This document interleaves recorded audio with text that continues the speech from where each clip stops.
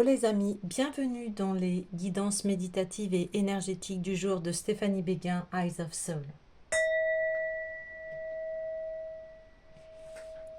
Alors les amis, allons voir les conseils du jour avec l'oracle des sirènes. Alors les amis, j'espère que vous vous portez bien, que vous allez bien. Si vous avez besoin d'un soin énergétique ou d'une guidance privée, vous pouvez me contacter via mon mail stéphaniebeguin eyesofsoul@gmail.com. Allez.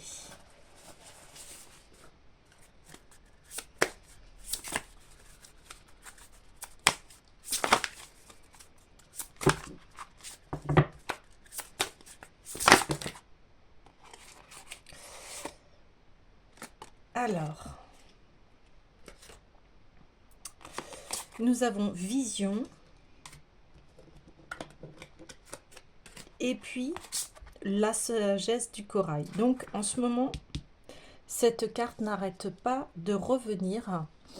Alors ici, vous avez des pressentiments sur voilà, une nouvelle vie qui se crée en vous. Vous avez aussi conscience de tous les fils qui vous relient à votre être. Beaucoup de délicatesse, beaucoup de sagesse, beaucoup de transparence en fait dans votre âme.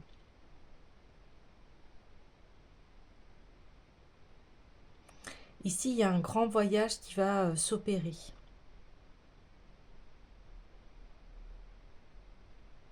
Oui.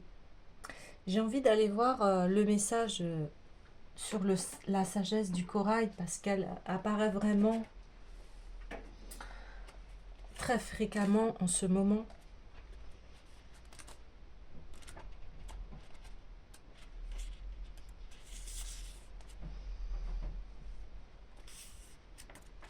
Alors,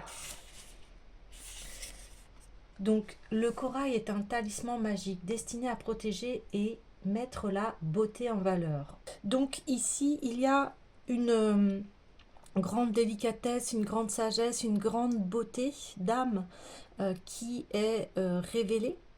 Alors, j'ai envie d'aller voir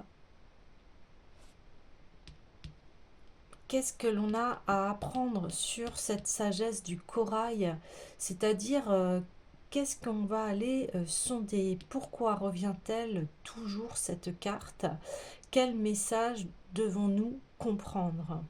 Alors, j'ai envie d'aller voir pour cela l'oracle des Bouddhas.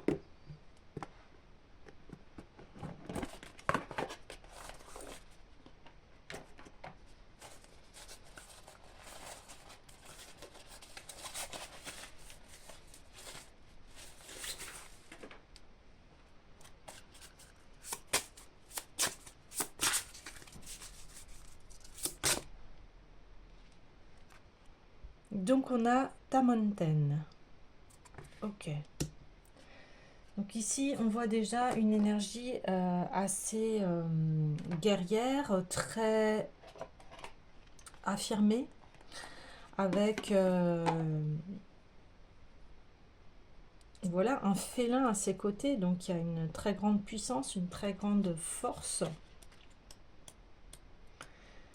Et on a complètement un peu les opposés par rapport à l'énergie féminine qui est très délicate et ce Bouddha. Donc c'est le gardien du Nord et le plus puissant général des 4 rois célestes. Vous êtes un leader fort qui inspire la confiance. Répartissez votre temps avec efficacité. Écoutez ce que les autres ont à dire. Nouvelle entreprise et projet. Vous êtes un leader fort et puissant, bien placé pour donner des ordres à bien des gens. Même si vous traitez probablement les autres avec sévérité, beaucoup vous font confiance. Parfois, en vous oubliant, vous risquez de charger à l'aveuglette. Mais nombre de personnes de votre entourage vous donneront des conseils pertinents. N'oubliez pas d'écouter ce qu'elles ont à dire. Vous êtes capable de gérer les choses nouvelles avec souplesse et ne craignez pas le changement. Surveillez les tendances actuelles et faites progresser les nouveaux projets. Donc, ce roi-là, il est très puissant. Et ici, il est là pour, on le prie souvent pour la victoire au combat, la protection dans sa nation. Et aussi, on l'invoque pour la bonne fortune. Donc, protection, victoire au combat, fortune, bonheur et prospérité. Ok. Oui, parce que, voilà, on vous dit, on reconfirme que vous êtes un être de sagesse et que, eh bien, on vous consulte pour vos bons conseils précieux. Ici, on vous dit, eh bien, voilà, on vous respecte parce que on sent en vous une grande puissance, une grande force. Et on vous dit aussi d'écouter les autres, ce qu'ils ont à vous dire.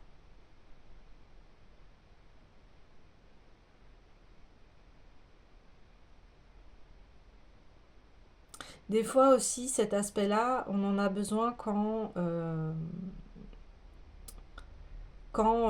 les personnes vont trop loin. C'est-à-dire que vous faites face à des personnes des fois qui n'ont pas forcément l'habitude, qui ont des grands caractères, on me dit, qui ont des forts caractères, mais ils vous écoutent, ces personnes-là, en fait. Parce que vous avez ces deux polarités, c'est-à-dire une sagesse et une douceur, mais aussi vous savez poser les limites. Parce que on vous reconnaît par rapport à vos dons de vision, de clairvoyance. Ouais.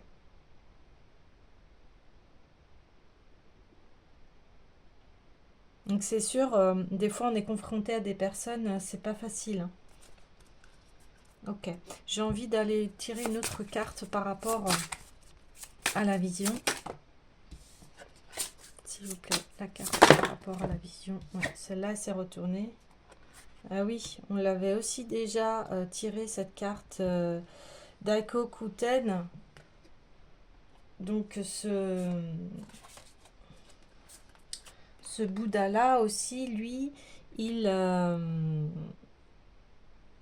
il est fort. Il a une épée de vérité en fait.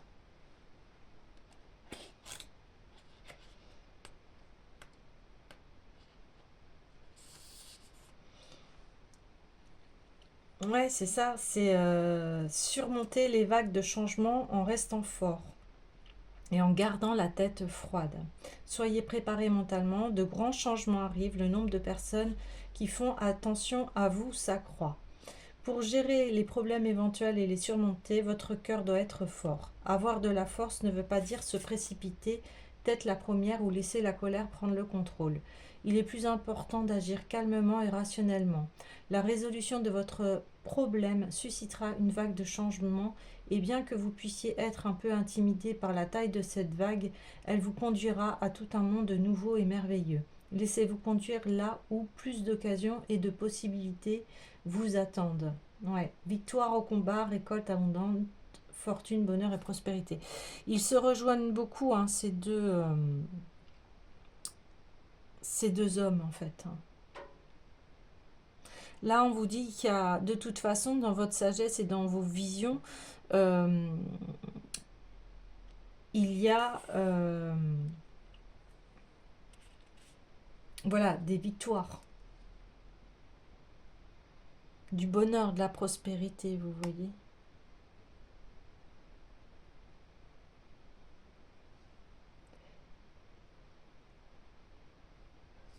Donc là, on vous dit gardez la tête froide, ne cédez pas à la colère. Alors je sais que des fois, hein, c'est pas évident, hein. Ça, j'en ai très bien conscience.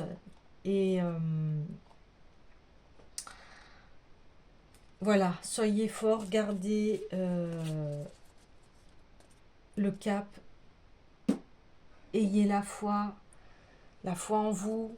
Hier, on parlait de confiance, donc gardez ce cap. J'ai envie d'aller voir l'oracle des déesses par rapport à ce que vous devez avoir comme énergie.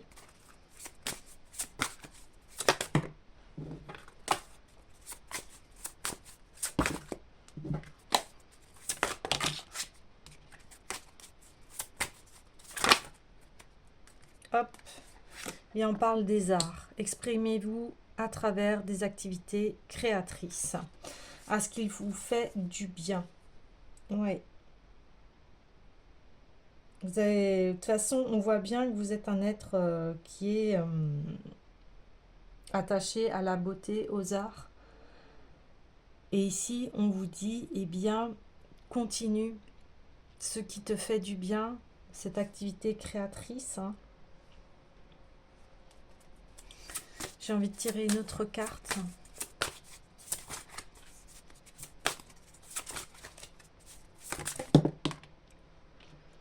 Il y a une purification, oui, à faire.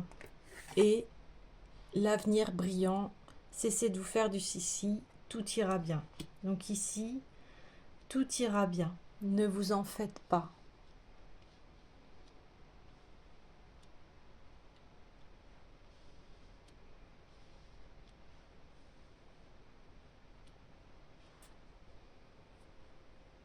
Ok.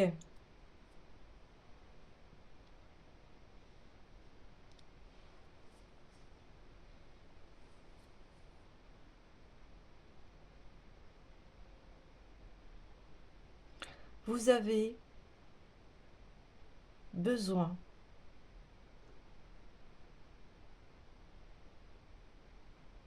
de lâcher prise par rapport à ce qui se passe. Occupez-vous, prenez soin de vous et ayez foi en votre avenir. Ok.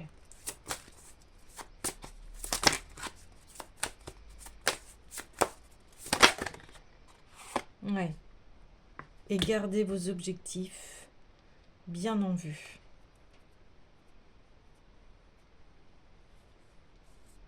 Ouais.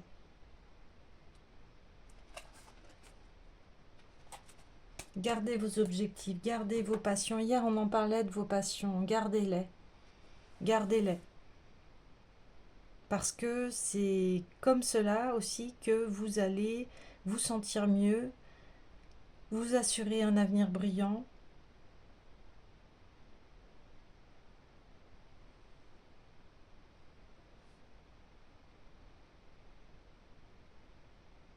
D'accord.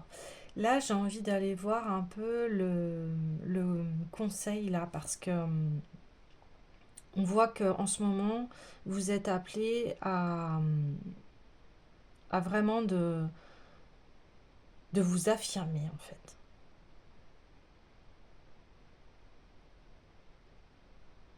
De vous affirmer.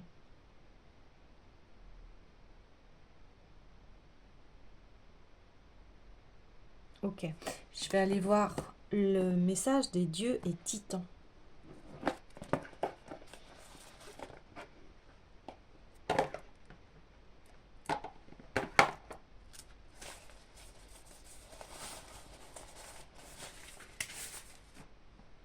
Allez, l'énergie masculine, s'il vous plaît.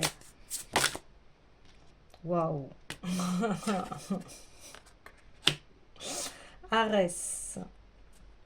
Bon. Eh bien, oui. Là, vous menez une bataille, vous menez un combat.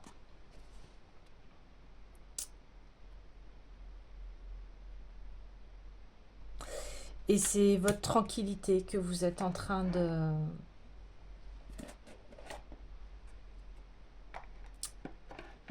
sauver ou de... Comment dire?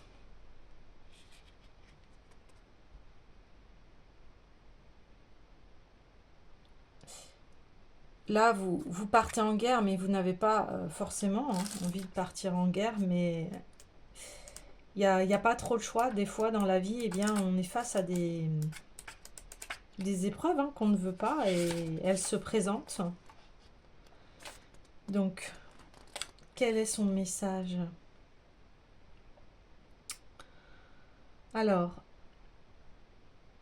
la guerre fait toujours rage à de nombreux endroits de notre planète. Les humains n'ont pas encore appris à contrôler leur envie belliqueuse. Cependant, les guerres que nous menons en nous-mêmes sont peut-être plus destructrices que celles qui se déroulent sur le champ de bataille du monde. Si le ressentiment empoisonne votre sang, si l'épée de la rage transperce la paix en vous, si l'irrationalité tache votre jugement, alors vous sentirez peut-être le regard d'Arès peser sur vous.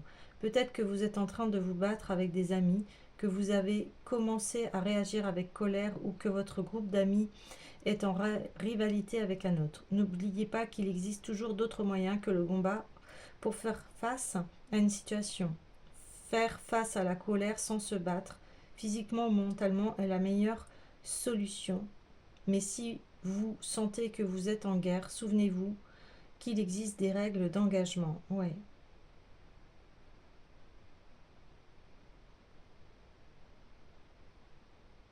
Donc ici, faire face à la colère sans se battre physiquement ou mentalement est la meilleure solution. Donc sans se battre physiquement ou mentalement. Ça vient troubler votre paix intérieure. Donc c'est ce que je vous disais en fait.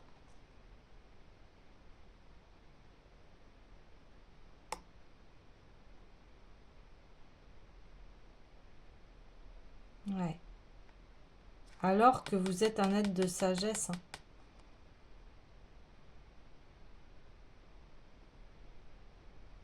Donc,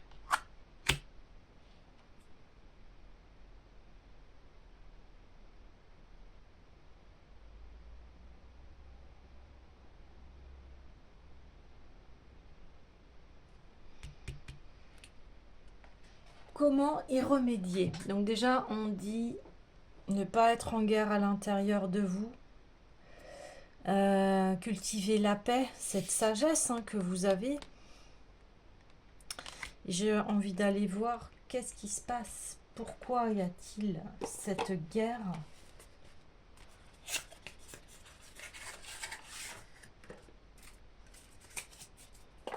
Allez, allons voir. Qu'est-ce qui se passe, s'il vous plaît? Ça fait trop de cartes. S'il vous plaît. Pourquoi? Ouais. C'est par rapport à l'amour.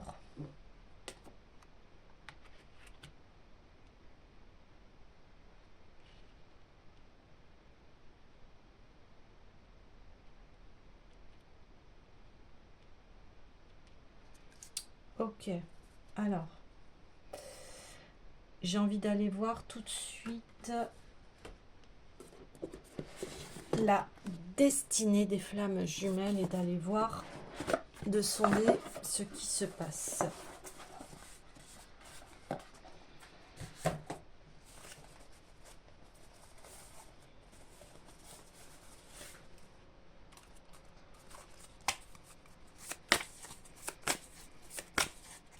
Allez, s'il vous plaît, par rapport là, ça fait beaucoup, ça fait beaucoup.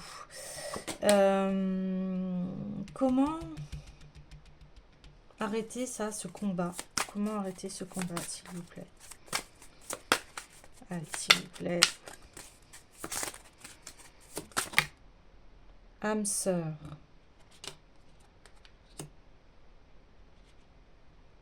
Âme sœur, ok. Alors, arrêtez ce combat. Vous êtes des âmes sœurs.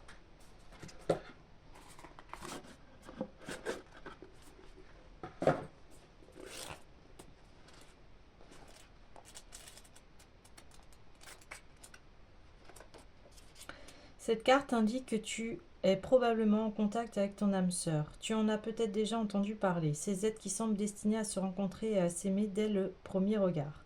Mais ce concept va bien au-delà de la simple attirance physique ou émotionnelle. L'âme sœur est un miroir de ton être intérieur, un compagnon de voyage sur le chemin de la vie. Cette personne t'aide à grandir, à évoluer et à te connecter à ta propre essence spirituelle. Elle te montre tes forces et tes faiblesses, t'encourage à prendre des risques et à te surpasser. Lorsque tu rencontres ton âme sœur, tu peux ressentir une profonde reconnaissance et un sentiment de familiarité, même si vous ne vous êtes jamais rencontrés auparavant. Vous partagez une connexion qui transcende les limites du temps et de l'espace et qui se renforce au fil du temps. Mais n'oublie pas que l'âme sœur ne doit pas être confondue avec le concept des flammes jumelles qui implique une fusion totale et exclusive de deux personnes dans un contexte spirituel. L'âme sœur est une relation basée sur la croissance mutuelle et l'harmonie qui permet à chaque individu de se réaliser pleinement, sans nécessairement avoir un but spirituel. Sois prêt à travailler sur toi-même et à te défaire de tout ce qui te retient en arrière. Et surtout, n'oublie pas que l'âme sœur peut prendre différentes formes, un ami cher, un membre de la famille, un mentor ou bien sûr un partenaire amoureux. Ok.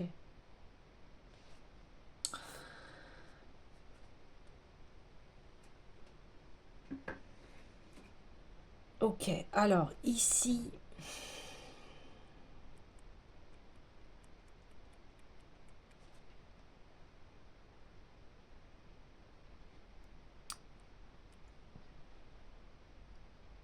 ok. Alors maintenant, j'ai envie de demander, déjà il y a une reconnaissance au niveau amoureux, et maintenant j'ai envie d'aller voir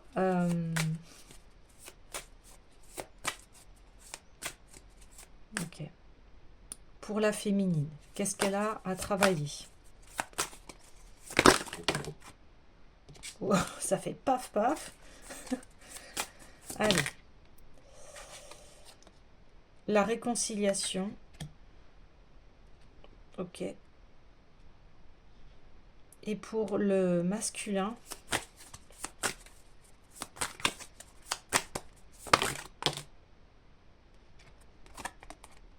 conflit et dispute.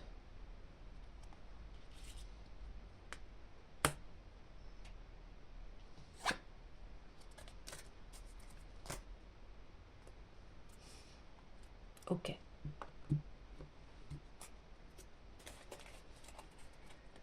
Donc,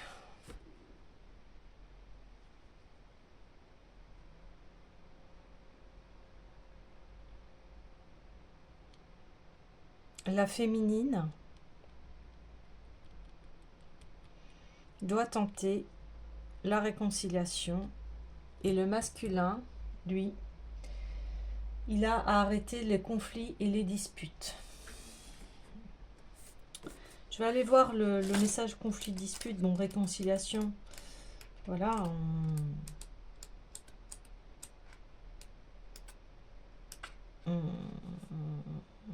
c'est de savoir dire hey, je veux me réconcilier avec toi.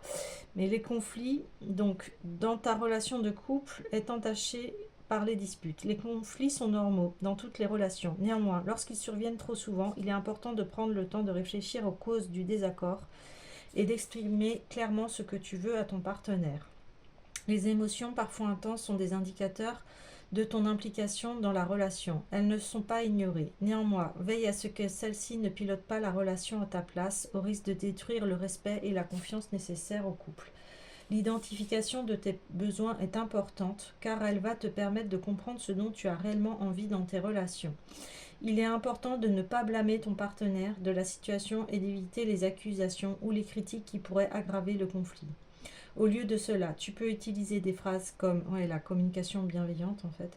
Je me sens quand tu fais, dis, pour exprimer tes sentiments sans donner une sensation d'attaque. Essaie de prendre en compte les sentiments et les points de vue de ton partenaire. La perspective de ton autre est tout aussi importante que la tienne et même si vous êtes en désaccord, l'ouverture et le respect des points de vue différents sont des piliers pour éviter que les conflits s'enveniment. Attention à ce que les conflits ne détériorent pas la relation au point de couper totalement la communication entre vous. Les disputes ont le pouvoir d'instaurer une rancune permanente dans le couple qui peut faire oublier ce qui rapproche en premier lieu. Si le conflit devient trop intense, il est parfois nécessaire de prendre une pause pour vous permettre de vous calmer et de réfléchir. Cela peut vous aider à revenir à la discussion avec une perspective plus claire et à trouver une solution qui vous convient à tous deux. Rappelle-toi que chaque conflit peut être une opportunité pour renforcer votre travail en travaillant ensemble pour surmonter les obstacles. Avec de la patience, de l'empathie et du respect mutuel, vous pouvez trouver une solution qui pourra renforcer votre amour l'un pour l'autre. Ouais, ok. Et je vais aller voir au niveau de la réconciliation.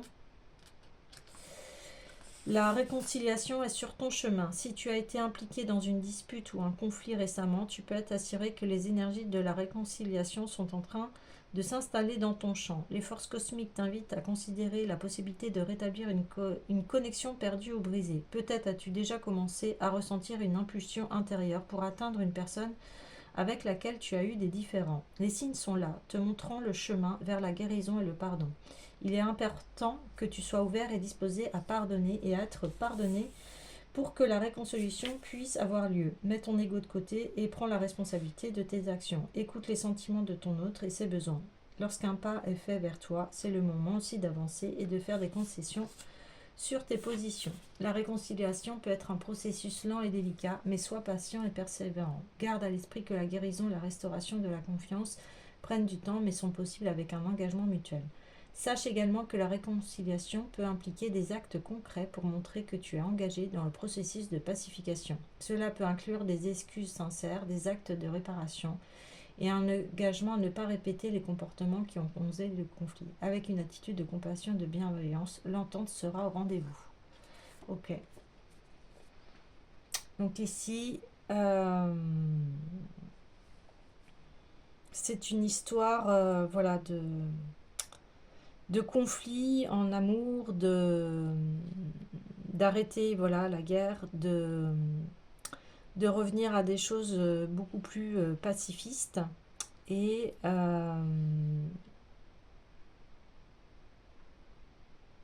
il y a une purification à faire par rapport à ce qui s'est passé.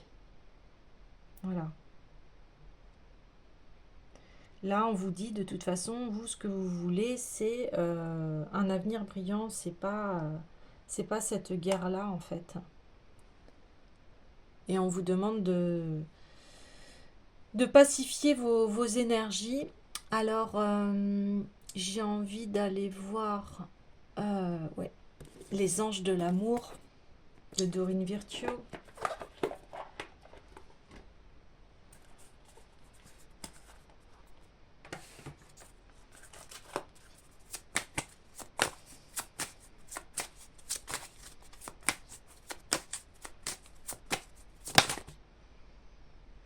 Ouais, apprenez à vous connaître mutuellement. Donc là, c'est vraiment prendre en compte ce qu'on disait, la vie de l'autre.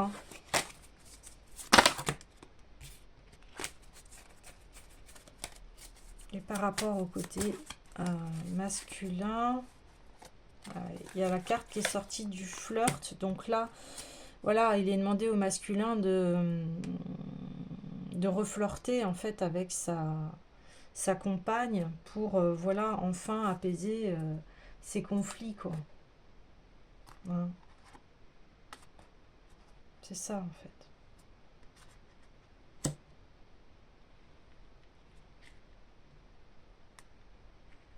Ok. Donc les amis, eh bien, soyez pour la paix, la réconciliation, apaiser les conflits. Et cela va vous amener vers cet avenir brillant. À bientôt!